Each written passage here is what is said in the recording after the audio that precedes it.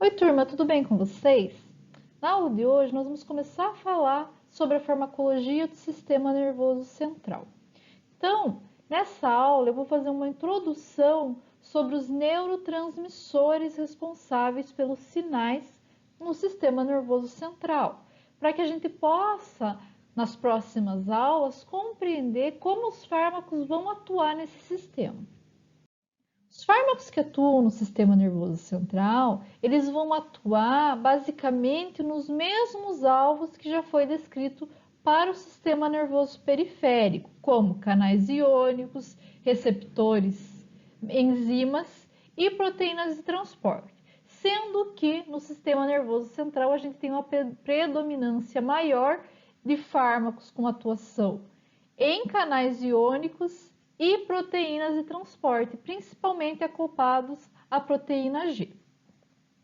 A maioria dos fármacos neuroativos, eles não são específicos, então eles são bem inespecíficos e acabam causando efeito em mais de um alvo, em alvos diferentes, o que faz com que, quando a gente tem medicamentos inespecíficos, tenha maior efeito colateral.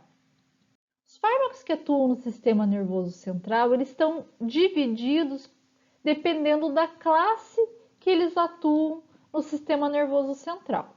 Então, a próxima aula, provavelmente eu vou fazer mais 2 aulas sobre o sistema nervoso central, onde eu vou dividir essas classes e explicar como cada medicamento atua, tá? Então, não precisam se preocupar. Nessa aula, eu vou falar de alguns medicamentos que atuam, não vou poder entrar em detalhes sobre o mecanismo de ação, senão a aula ia ficar muito extensa. Mas na próxima aula, quando eu for falar separadamente de cada classe, eu vou falar detalhadamente sobre o mecanismo de ação e os efeitos colaterais desses fármacos. Então vamos começar. Uma classe de fármacos são os agentes anestésicos gerais, que vão ser utilizados para produzir anestesia geral. Então, geralmente utilizados durante a cirurgia, como o isofurano e o propofol. Nós temos também fármacos analgésicos que vão atuar controlando a dor, como por exemplo os opioides, a carbamazepina e a gabapentina. Nós temos fármacos que têm ação ansiolítica e sedativa, que vão reduzir a ansiedade e causar sono, como por exemplo os benzodiazepínicos. Nós temos também os antiepiléticos, que são medicamentos utilizados para reduzir as convulsões, como por exemplo a carbamazepina, o valproato e a lamotrigina. Os antipsicóticos, eles vão ser utilizados para aliviar os sintomas de esquizofrenia. Como parte desses medicamentos dessa classe, nós temos a clozapina, o haloperidol e a risperidol. Os psicomiméticos são fármacos que podem ter efeitos sedativos ou efeito estimulante, porém, eles acabam causando alterações da percepção, principalmente alucinações visuais e no comportamento. Por isso, tem uma classe separada. E esses medicamentos são pouco usados por causa dessas alucinações. Mas nós temos aí alguns que se enquadram nessa classe, como a dietilamina do ácido lisérico, mesclalina e fenciclidina. Os antidepressivos são medicamentos utilizados para aliviar os sintomas de depressão. Então, as principais classes são os inibidores seletivos da recaptação da serotonina, os antidepressivos tricíclicos e os inibidores da MAO. Temos fármacos também que são utilizados para melhorar a cognição, melhorar a memória e também desempenho cognitivo, que vão ser os inibidores da acetilcolinesterase, lembrando que a acetilcolinesterase é um neurotransmissor. Se você inibe a acetilcolina, é um neurotransmissor, e se você inibe a acetilcolinesterase, a acetilcolina não vai ser degradada, ela vai ficar por mais tempo lá na fenda sináptica. Também temos antagonistas dos receptores NMDA. A gente já vai falar sobre eles daqui a pouquinho. E temos, é claro, os estimulantes psicomotores. E nesses estimulantes entram as anfetaminas, a cafeína e o metilfenidrato. O metilfenidrato vocês vão conhecer, é claro, mas pelo nome de referência, que é a Ritalina. Então, a Ritalina ela atua como um estimulante psicomotor. Então, a primeira classe de neurotransmissores que a gente vai falar são os aminoácidos. Os aminoácidos eles podem ser excitatórios, que vão atuar como transmissores do sistema nervoso central, ou aminoácidos que atuam como inibitórios. Então, eles podem estimular o sistema nervoso central ou inibir, dependendo da classe. Então, vamos começar falando dos aminoácidos excitatórios. Os aminoácidos que atuam excitando o nosso sistema nervoso central são glutamato, aspartato e tem alguns estudos que ainda não estão bem em evidência, mas classificam o homocisteato também como um aminoácido excitatório. O glutamato é o aminoácido excitatório mais estudado da classe. Então, ele tem uma função bem importante, pois ele é amplamente distribuído no sistema nervoso central. Ele é derivado da glicose quando metabolizado pelo ciclo de Krebs ou da glutamina quando sintetizado pelas células glia.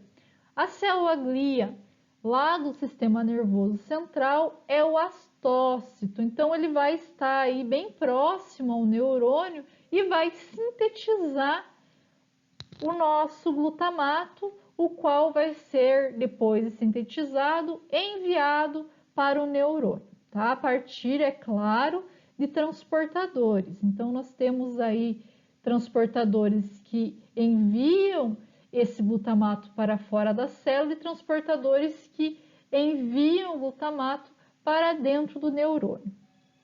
Eles são armazenados em vesículas sinápticas e são liberados através da exocitose. O glutamato ele pode atuar em dois tipos de receptores: os inotrópicos, que são ligados a canais de cátions dependentes de ligantes, e os metabotrópicos, que são acoplados à proteína G. Os receptores anotrópicos são NMDA, que são amplamente permeáveis a cálcio, são bloqueados pelo magnésio e têm uma resposta estimulatória lenta. E tem mais uma importância, necessita de glicina para ser ativado. Nós vamos ver que a glicina também é um transmissor bem comum no sistema nervoso central. Outro receptor é o AMPA e o outro é o kainato. Esses dois, eles têm uma transmissão excitatória rápida, então o efeito do glutamato, quando ligado a esses receptores, é um efeito rápido, quando comparado com o glutamato ligado ao NMDA. Cabe ainda ressaltar que os agonistas dos receptores AMPA podem apresentar um potencial terapêutico para a memória da cognição e também no tratamento da esquizofrenia, depressão, transtorno de déficit de atenção, como hiperatividade, o THA, e doenças de Parkinson. Alguns fármacos que vêm sendo relatados como agonistas desse receptor são a ciclotiazina e o piracetam. Os antagonistas e moduladores negativos do glutamato que atuam nos receptores ionotrópicos, que têm mais interesse farmacológico, são os antagonistas que atuam sobre os receptores NMDA. Eles podem bloquear o sítio da glicina ou o próprio canal, dependendo de cada medicamento. Lembrando que a glicina, ela é essencial nesses receptores. Tem interesse farmacológico, interesse terapêutico, porque reduz a lesão cerebral logo após o acidente vascular cerebral ou traumatismo craniano. É utilizado no tratamento de epilepsia e também no tratamento de doenças de Parkinson. Os fármacos que atualmente são utilizados como antagonistas desse receptor são a cetamina, que tem ação anestésica e analgésica, e também a memantina, que vai ter ação na doença de Alzheimer.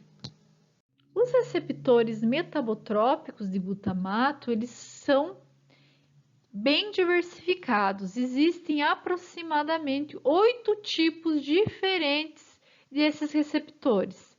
Eles são conhecidos aí como MGLU de 1 a 8. Então, MGL1, 1, MGL1, 2, MGL1, 3, 4, até o 8, tá? É essa a descrição deles normalmente.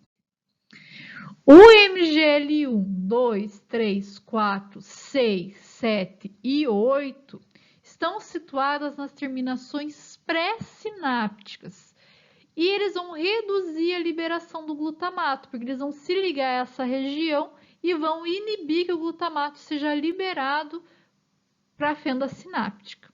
E vão ser utilizados no tratamento de epilepsia, da ansiedade e da esquizofrenia. Lembrando que esses receptores, eles estão acoplados à proteína G e apresentam aquela modulação alostérica que a gente já falou algumas aulas atrás. Essa modulação, ela pode ser tanto inibitória quanto estimulatória. Então, quando o fármaco se liga ali, dependendo do fármaco, ele pode inibir o receptor ou ele pode estimular o receptor. Os antagonistas ou moduladores negativos que atuam nos receptores MGL1 e 5, eles são utilizados para o tratamento de dor, doença de Parkinson, neuroproteção, epilepsia e abuso de drogas. Já os antagonistas ou moduladores negativos que atuam nos receptores MGLU2 e 3, eles são fármacos que têm ação estimulantes cognitivos. Os aminoácidos inibitórios do sistema nervoso central são o GABA e a glicina. O GABA é o principal transmissor inibitório do cérebro e ele atua também no tronco cerebral e na medula espinal. Já a glicina, ela somente tem ação, somente está presente no tronco cerebral e na medula espinal. Vamos começar falando então do GABA. O GABA é a abreviação de ácido GABA-aminobutírico. Ele vai ser formado a partir do glutamato, pela ação da descarboxilase do ácido glutâmico. Essa enzima que faz essa descarboxilase, ela somente é encontrada em neurônios que sintetizam o GABA. Praticamente todos os neurônios vão ser sensíveis a esse transmissor e vão ter aí seu efeito inibitório. O GABA atua principalmente em dois transmissores, o GABA-A e o GABA-B. O GABA-A são receptores de canais regulados por ligante. Já o GABA-B, os receptores GABA-B, eles vão ser receptores acoplados à proteína G. Os receptores GABA-A estão localizados pós-sinapticamente e mediam a inibição da célula pós-sináptica. Lembrando que esse receptor vai ter uma ação sináptica rápida. Ele vai aumentar a permeabilidade do cloro. Com esse aumento da permeabilidade, a célula vai ficar hiperpolarizada, reduzindo dessa forma a excitabilidade da célula.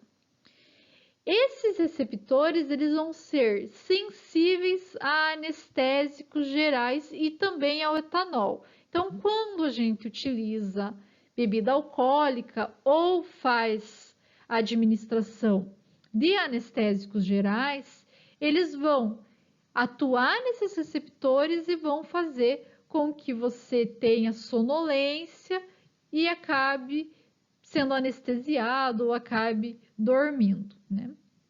Um medicamento que é testado, que está sendo testado, uma molécula, digamos assim, que está sendo testada como agonista seletivo do GABA-A é o Gabaxodol, conhecido também como THIP. Os receptores GABA-B, eles vão estar localizados tanto pré quanto pós-sinapticamente. Eles vão inibir os canais de cálcio dependentes de voltagem. Essa inibição reduz a liberação do transmissor e abre os canais de potássio. Esses canais, quando eles estão abertos e o potássio entra na célula, reduz a excitabilidade pós-sináptica também. Os fármacos que atuam sobre os receptores GABA-A, eles podem atuar no sítio de ligação desse receptor, podem atuar nos sítios moduladores ou no canal iônico. E os fármacos mais utilizados com essas ações são benzodiazepínicos, barbitúricos, neuroesteroides e, claro, os anestésicos gerais. Os fármacos que atuam sobre os receptores GABA-B, eles podem ter tanto ação agonista quanto antagonista desses receptores. Um agonista bem utilizado e conhecido é o baclofeno, que é utilizado no tratamento de espasticidade. A espasticidade é quando ocorre um aumento no tônus muscular, podendo ser hipertonia e hiperreflexia, que é um movimento de contração muscular causado aí por alguma condição neurológica anormal.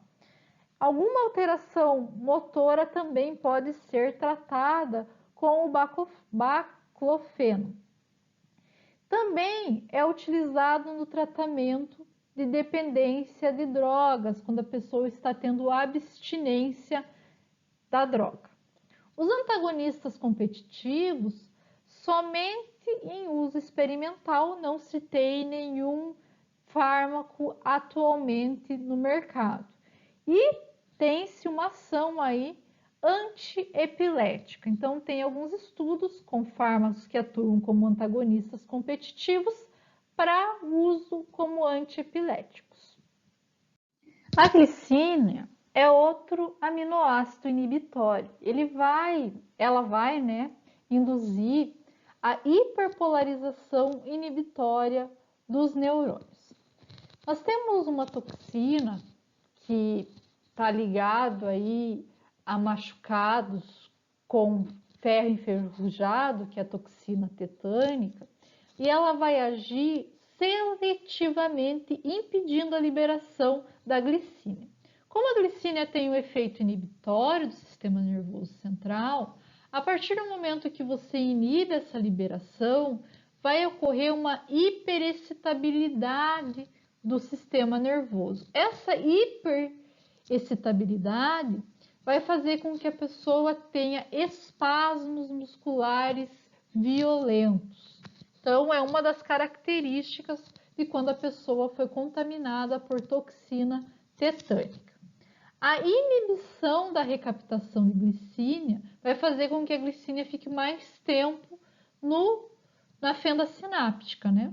E isso faz com que diminua e iniba o nosso sistema nervoso central e ela é utilizada principalmente para tratamento da esquizofrenia. Então, os inibidores do transporte da glicina também podem ser utilizados como analgésico, porque vai deixar com que a glicina fique mais tempo na região, inibindo o sistema nervoso central, porque a glicina tem o efeito inibitório do sistema nervoso, lembrando sempre isso. Além dos aminoácidos, nós temos também aminas que atuam como transmissoras. Entre essas aminas, nós temos a norepinefrina, que também é conhecida como noradrenalina, a dopamina, 5-hidroxitriptamina, que é um nome difícil, mas vocês vão lembrar sempre dela como 5-HT ou serotonina, e a acetilcolina. Vamos começar falando da noradrenalina. A noradrenalina, vocês vão lembrar, ela atua nos receptores adrenérgicos. Todos esses receptores vão estar presentes no sistema nervoso central? Não. Lembrando que o receptor B3 adrenérgico, ele não está presente no sistema nervoso central, mas os outros vão estar. São receptores acoplados à proteína G. Os receptores alfa-1 adrenérgicos, eles estão envolvidos no controle motor da cognição e do medo.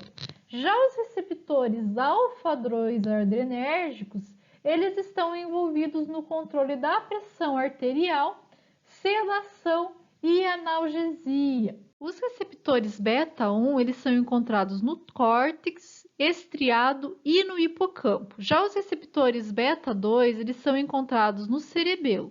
E os dois receptores, eles vão estar ligados ao efeito em longo prazo de fármacos que atuam com ação antidepressiva.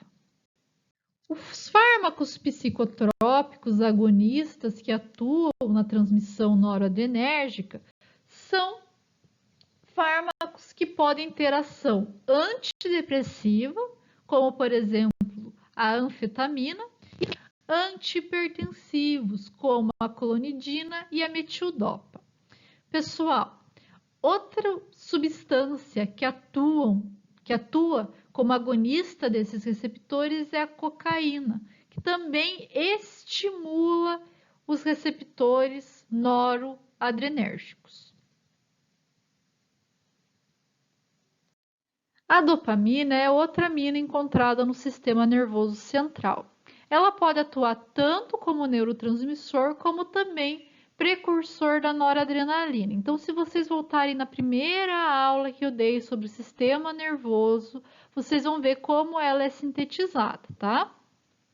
Existem evidências que mostram que a deficiência de dopamina pode estar correlacionada com a doença de Parkinson. A dopamina atua em 5 subtipos de receptores. Esses receptores eles se diferenciam de D1 a D5. As vias dopaminérgicas elas atuam tanto no controle motor, como nos efeitos emocionais e também no controle endócrino. Então, dependendo do local onde esse receptor está no nosso sistema nervoso central, vai ter uma ação diferente. Então, olhem lá, no córtex, nós temos os receptores D1 e D2 e vão ter papel funcional no alerta e também no humor. No sistema límbico, nós vamos ter todos os receptores e eles vão estar ligados com a emoção e também com o comportamento estereotípico.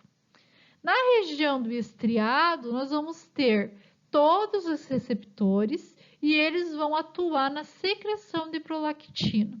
Já na parte ventral do hipotálamo e também anterior da hipófise, nós vamos ter receptores do tipo D2 e D3 e eles vão atuar na secreção de prolactina.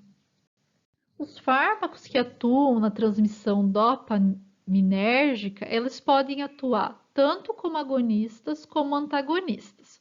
Os agonistas vão estimular o estado de alerta, humor, emoção e também a secreção de prolactina, que é um hormônio que vai auxiliar na produção de leite pelas glândulas mamárias. Já os antagonistas, eles atuam como antipsicóticos. Os neurônios dopaminérgicos, eles também estão envolvidos com os sintomas de náusea e de vômito. Então, quando nós utilizamos agonistas desses receptores, como por exemplo a bromocriptina e outros fármacos que vão aumentar a liberação de dopamina no cérebro, como por exemplo a levodopa, que é um medicamento utilizado para Parkinson, esses medicamentos vão causar náusea e vômito como efeito adverso. Os antagonistas da dopamina, como por exemplo a metoclopramida, que vocês vão lembrar do Plasil, né? Vocês lembram desse medicamento com certeza.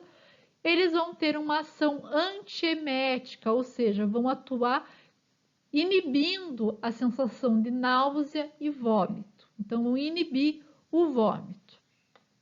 Acredita-se também que os efeitos estejam correlacionados principalmente aos receptores D2, que vão estar presentes na área do bulbo, o qual é responsável por essa ação de náusea e vômito, principalmente, por exemplo, quando a gente come alguma coisa que não nos faz bem, é o bulbo que vai estimular o vômito e as náuseas. O efeito da dopamina pode ser inativado. Na verdade, a dopamina pode ser inativada. Isso pode acontecer por causa de uma adaptação intraneural. Ainda não se sabe direito como o nosso sistema nervoso faz essa adaptação. Mas pode ser, por exemplo, quando a gente tem muita produção de dopamina, os nossos neurônios vão lá e diminuem a quantidade de receptores. Ainda não é bem explicado na ciência essa adaptação intraneural. Outra coisa que pode acontecer que inativa a dopamina é a degradação por enzimas. Por exemplo, pela MAO, que a gente já falou, pela CONT, que a gente também falou na primeira aula sobre sistema nervoso, é só vocês darem uma olhada lá. Outras inativações podem acontecer através do ácido homovanílico, que também é conhecido como HVA, ou pelo ácido dihidroxifenil acético, que também é conhecido como DOPAC. Outra amina que tem efeito sobre o sistema nervoso central é a serotonina. A serotonina ela está envolvida em diferentes processos fisiológicos, como sono, apetite, termorregulação e também percepção da dor. Quando tem alguma alteração na concentração de serotonina no nosso sistema nervoso central, nós vamos ter cefaleia, depressão, ansiedade, transtornos obsessivos compulsivos, esquizofrenia e também pode ser causado essas alterações por causa do abuso de outros fármacos. Então a serotonina ela está muito ligada, a falta de serotonina está muito ligada à depressão. E a gente vai ver quando for falar de medicamentos antidepressivos que muitos deles atuam aumentando a concentração de serotonina ou tendo ação agonistas aos receptores de serotonina. A serotonina, ela tem como precursor o triptofano. O triptofano ele é proveniente da dieta. Então, quando nós temos dieta muito restritivas, falta esse aminoácido e a pessoa fica mal-humorada ou depressiva. Então, uma das características das dietas estrambólicas, muitas vezes, é essa depressão por causa da falta de triptofano. Se a gente tem falta de triptofano, não vai ter produção de serotonina e isso pode causar distúrbios no sistema nervoso central. O triptofano, então, ele vai ser metabolizado pelo triptofano hidroxilase, fazendo com que ocorra uma hidroxila na molécula, adição de uma hidroxila nessa molécula, formando 5-hidroxitriptofano. Então, esse 5-hidroxitriptofano vai ser metabolizado pela dopa-descarboxilase. A dopa-descarboxilase vai dar origem à hidroxitriptamina, que é a serotonina, onde nós vamos retirar o ácido que estava presente na molécula, ou seja, onde essa enzima retira esse ácido carboxílico. Existem diversos receptores da serotonina. Todos eles, com exceção do HT3, são receptores acoplados à proteína. Já o 5-HT3, ele vai ser um receptor que vai estar ligado ao canal de cátion operado por ligande.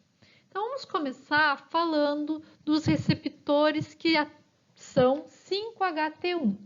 Vocês veem que tem uma boa diversidade desses receptores, indo do HT1 até o HTF.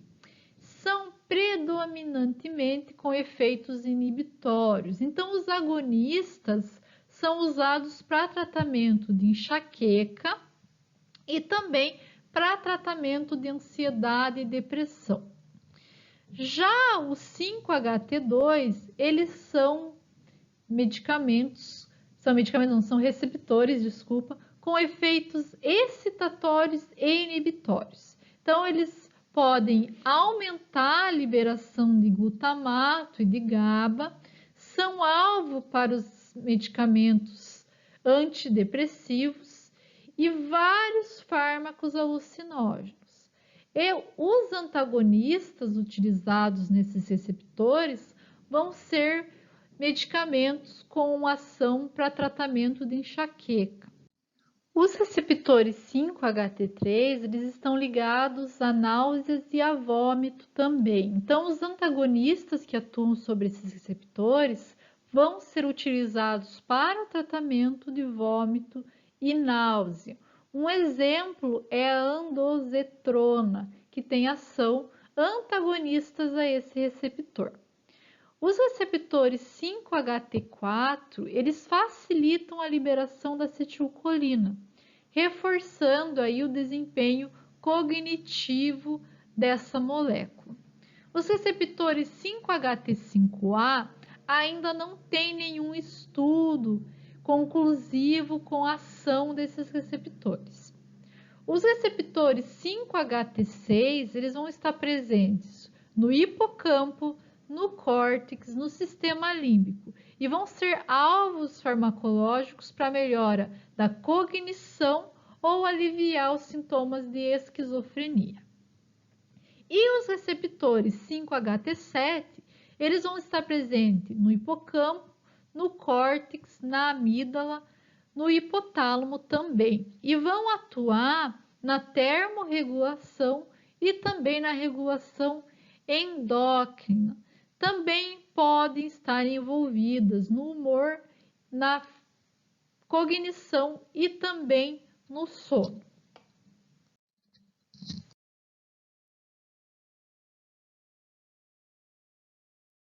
Outra amina encontrada no sistema nervoso central é a acetilcolina. Essa também vocês conhecem bem, que a gente falou bastante quando a gente falou de sistema nervoso periférico. A síntese, o armazenamento e a liberação da acetilcolina vai ser comum tanto no sistema nervoso central quanto no sistema nervoso periférico. A acetilcolina ela vai estar amplamente distribuída no sistema nervoso central. Algumas doenças degenerativas, especialmente demência e doença de Parkinson, estão associadas a anomalias nas vias colinérgicas. Então, quando tem algum problema nessa via de atuação da acetilcolina. Então, lembrando, a acetilcolina tem receptores muscarínicos e nicotínicos. Os receptores muscarínicos, eles são acoplados à proteína G, predominantemente de classe M1 no sistema nervoso central, resultando na excitação através do bloqueio dos canais de potássio. Então, o neurônio ele fica excitado por mais tempo porque o potássio não consegue entrar na célula. Estão envolvidos na memória e também no aprendizado. Um antagonista que pode ser utilizado, mas atua mais como efeito colateral, é a iosina. Essa iosina, que atua nesse receptor como antagonista, pode causar amnésia. Os receptores nicotínicos, por sua vez, eles vão ser ionotrópicos, vão estar presentes no córtex e no hipotálamo e são predominantemente receptores pré-sinápticos. Esses receptores eles vão aumentar o sinal de alerta. Então, as pessoas que utilizam cigarro, por exemplo, que vão ter efeito nos receptores nicotínicos, devido à presença de nicotina, quando fumam, ficam em alerta por causa dessa ligação a esses receptores, tendo efeito no sistema nervoso central. As purinas que são encontradas no sistema nervoso central são ATP e adenosina. E eles vão agir como transmissores e também como moduladores. O ATP, ele geralmente é armazenado em vesículas e vai ser liberado por exocitose. Existem receptores de ATP, um deles é o P2X, que é um receptor ionotrópico, como transmissor excitatório rápido. Então, quando o ATP se liga a esse receptor, vai ter uma transmissão excitatória e bem rápida. Já os receptores P2Y, eles são metabotrópicos e vão atuar como neuromoduladores. A liberação excessiva do ATP pode causar problemas neurológicos, porque ele é neurotóxico quando em grande quantidade. O ATP ele também pode ser convertido em ADP, AMP e também adenosina. A adenosina, por sua vez, ela não é armazenada em vesículas e sim liberadas por mecanismos de transporte, ou pode ser gerada a partir do ATP que foi convertido. Ele vai atuar tanto em receptores A1 quanto A2 e vai exercer principalmente efeitos inibitórios, resultando num efeito sedativo, anticonvulsivante e também neuroprotetor. Um exemplo de antagonista da adenosina são as metilxantanas, como por exemplo a cafeína.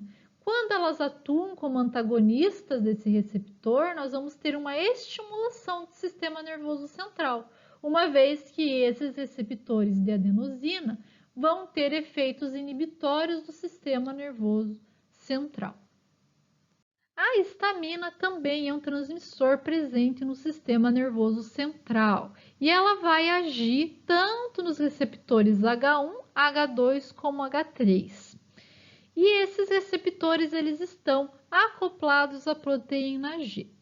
O receptor mais estudado no sistema nervoso central é o H1, que vai estar presente no córtex e também no sistema ativados reticular. Ele vai contribuir, a histamina, quando ligado a esse receptor, vai contribuir para o despertar e para o alerta.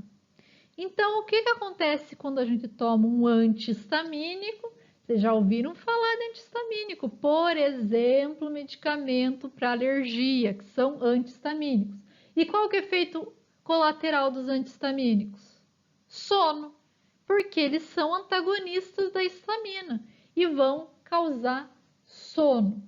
Então, nós temos, além dos medicamentos para alergia, nós temos medicamentos que atuam como anti-histamínico para controlar náusea e vômito, que vão induzir ao sono.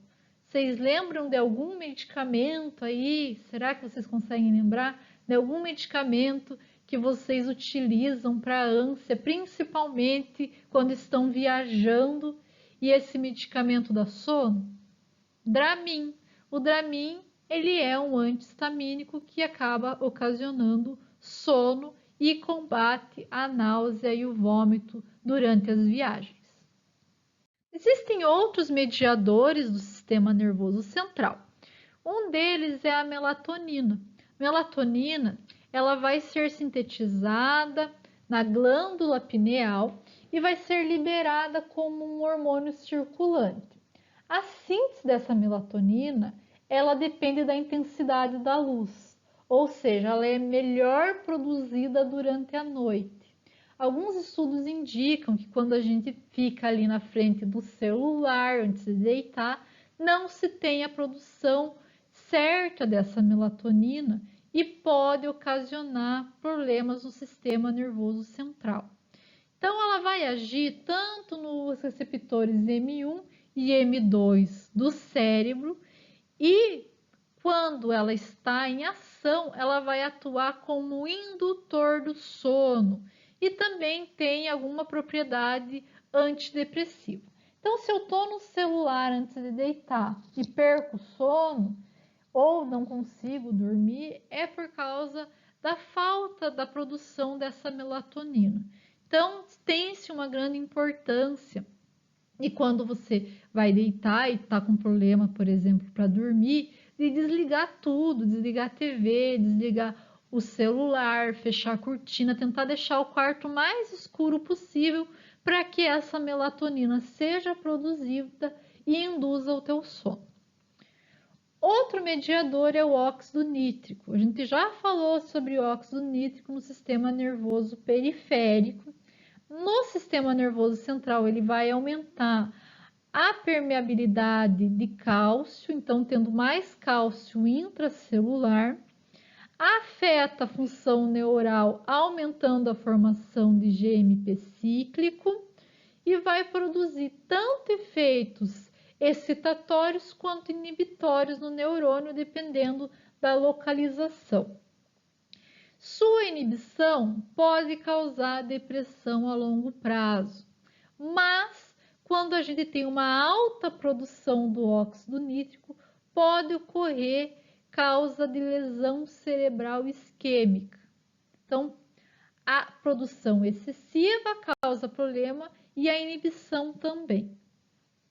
Para finalizar a nossa aula, nós vamos falar sobre os mediadores lipídicos. Um representante dessa classe é o ácido araquidônico, que é produzido através dos neurônios por hidrólise dos fosfolipídios. Ele é convertido em eicosanoide ou endocannabinoides e vai atuar tanto em receptores CB1 quanto receptores CB2, que são receptores ligados a canais, então são ionotrópicos. Estudos já demonstraram que os antagonistas de CB1 poderiam ser utilizados no tratamento de obesidade, porém acabaram causando um mau humor excessivo dos usuários e por causa disso foi retirado do mercado. Os agonistas do CB1 são utilizados para vômito, dor, espasmos musculares e ansiedade. E agonistas do CB2 podem ser utilizados principalmente para diminuir.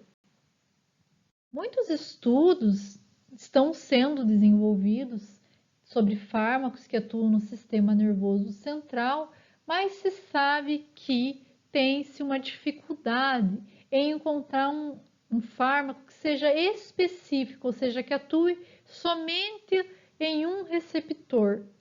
E isso faz com que a gente tenha diversos efeitos colaterais. Então, por isso que na próxima aula nós vamos começar a falar dos fármacos pela patogenia. Então, por exemplo, antidepressivos. E vocês vão ver que alguns fármacos eles vão atuar como antidepressivos em mais de um receptor, que isso pode acontecer, tá? Não teria como eu entrar já na aula falando da patologia e do fármaco sem demonstrar para vocês os transmissores, os neurotransmissores responsáveis por ação e também sobre os receptores. Por isso essa aula ela ficou um pouquinho mais curta, mas eu acredito que com bastante informação. Então, claro, se tiverem dúvida, pessoal, me manda mensagem, deem uma olhada no livro que eu mandei para vocês lá no Moodle, vejam como que tá, se vocês estão entendendo, se tiverem alguma dúvida, leiam. É importante vocês lerem o livro também para ficar bem esclarecido essa parte. Eu vou mandar também uma lista de exercícios, é claro, para memorização, para fixação desse conteúdo, e utilizem o livro que eu disponibilizei lá para responder essas questões, e isso facilita o estudo de vocês. Qualquer dúvida, não tenham vergonha, venham me perguntar. Tenham um bom final de semana, espero que a volta das aulas tenha sido agradável para vocês e que logo nós possamos aí ter as nossas aulas presenciais novamente. Até mais, tchau!